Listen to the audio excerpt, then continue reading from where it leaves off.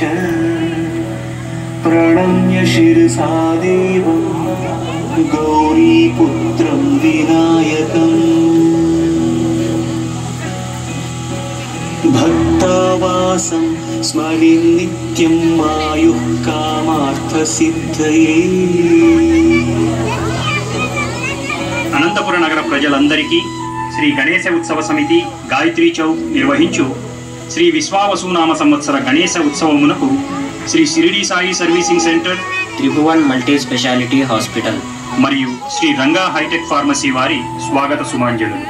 గత 39 సంవత్సరాలుగా నిర్విరామంగా నిరంతర వైవిధ్యభరితమైన పురాణ కథలను సాంకేతిక నైపుణ్యములతో కూడిన విగ్రహ కదలికల ప్రదర్శనతో గాయత్రీ చౌక్ అనంత నగర ప్రజల మన్నన పొందినదని సవినయంగా సభక్తిపూర్వకముగా తెలియజేయుచున్నాము.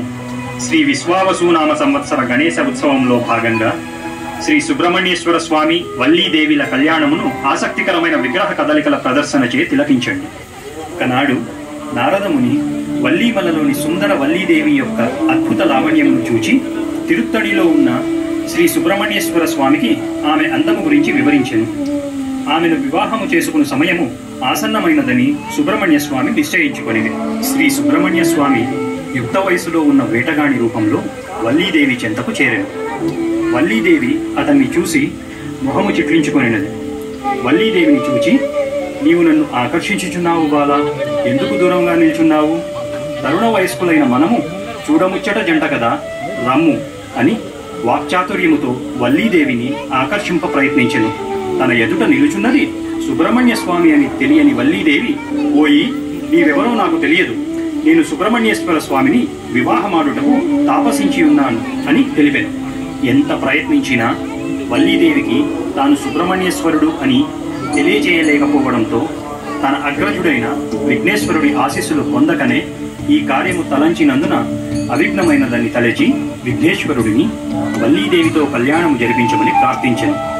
షణ్ముఖుడి ప్రార్థన ఆలకించిన విఘ్నేశ్వరుడు వల్లీదేవి వెళుచున్న దారిలో ఏనుగు రూపములో ఎదురుపడి వల్లీదేవిని వెంటాడెను.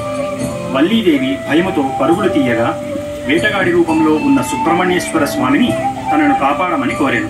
వెంటనే 6 ముఖములతోనూ 12 చేతులతోనూ తన దివ్య రూపముతో దర్శనమిచ్చెను.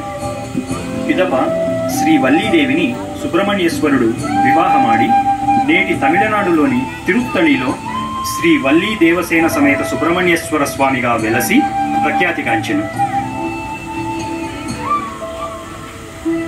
నారాయణ నారాయణ. నారదుల వారికి ప్రణామం.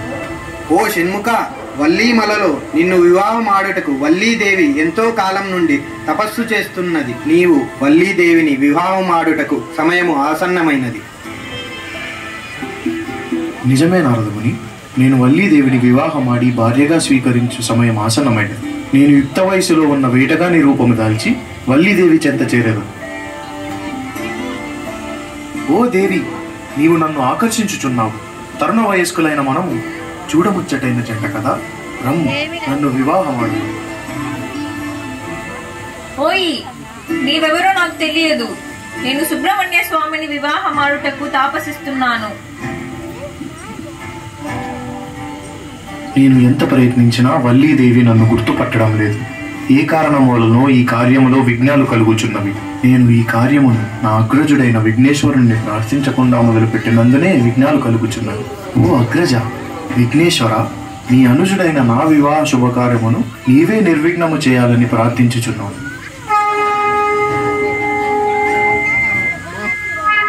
షణ్ముఖ, నేను నీ ప్రార్థనను స్వీకరిస్తున్నాను. నీవు కోరినట్లే నీ వివాహం వల్లీదేవితో జరుగుతుంది. తదాస్తు.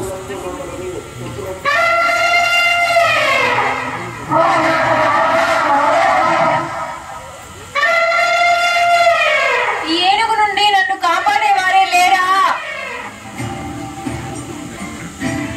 దేవి, నేనే సుబ్రహ్మణ్యుడిని. నేను నీ తపస్సుని మెచ్చాను. నీవు కోరినట్లే నిన్ను వివాహమాడను.